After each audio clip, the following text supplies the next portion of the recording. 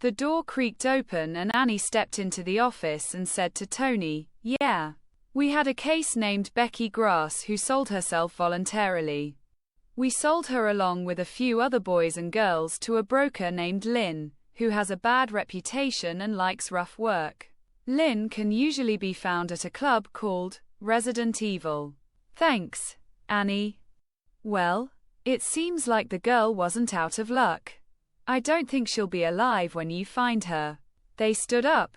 Joel extended his hand to he and said, "Thanks for your cooperation.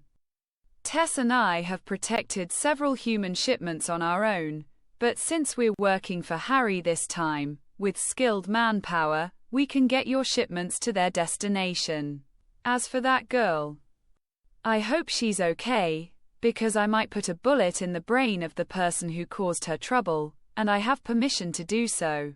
Tony shook his hand and said, "Good luck. I'll be happy to take the market back from Frank." They left the office. Joel turned to Sonia and said, "You're really lucky Frank bought you and gave you to Ellie. I've seen girls and boys with their throats cut, or tortures you wouldn't believe, with wounds on their faces and arms and legs, that you didn't think would survive. But they do these wounds skillfully and in insensitive places, that the victim faces the worst pain but doesn't die." There had been cases of infidelity between husband and wife. Tess turned to Joel and said, "Don't you think the two of us aren't enough for this?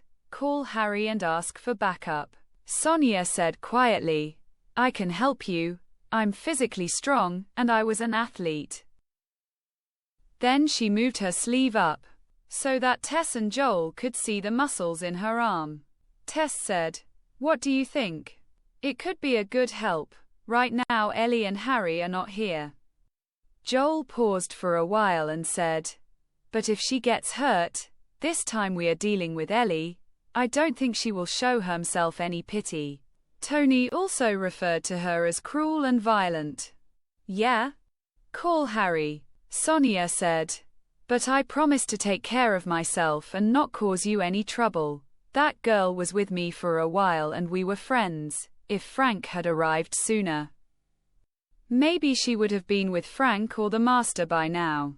Joel said, "Okay, but whatever we said, you just do it, do the wrong thing.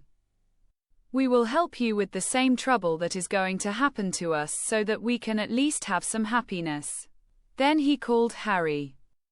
I was walking towards one of the buildings when my cell phone rang.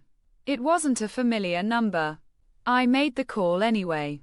"Yes. Hello, boss, Joel. I got your number from Jake. That girl's trail led us to a broker named Lynn. But it seems that she buys the goods for rough work, because Miss Ellie's pet is with us and in our opinion, we need more people and we are not enough. We may not find that girl safe or even alive. Send us backup." I said, "I will send 5 people. Give me a specific address." "Resident Evil Club." "Okay." I hung up and called Derek to my office. When he entered, I said, "That girl, Becky, was taken to a dealer named Lynn and the Resident Evil Club. That man is a sadist. He likes torture and rough sex. My clients are worse than that. For Eli's sake I have to find that girl. Send a team to help Joel and Tess." Derek paused and then said, "Boss, can I ask you something?" "Say it." "I want Mary to be in charge of this team.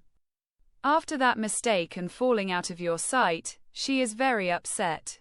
Although I believe that she was not very guilty, she still wants to return to her previous position with you. Give her this permission for my sake. Call her." Derek left my office with a smile and returned a while later with Mary. Seeing her, I said, "You take 5 people.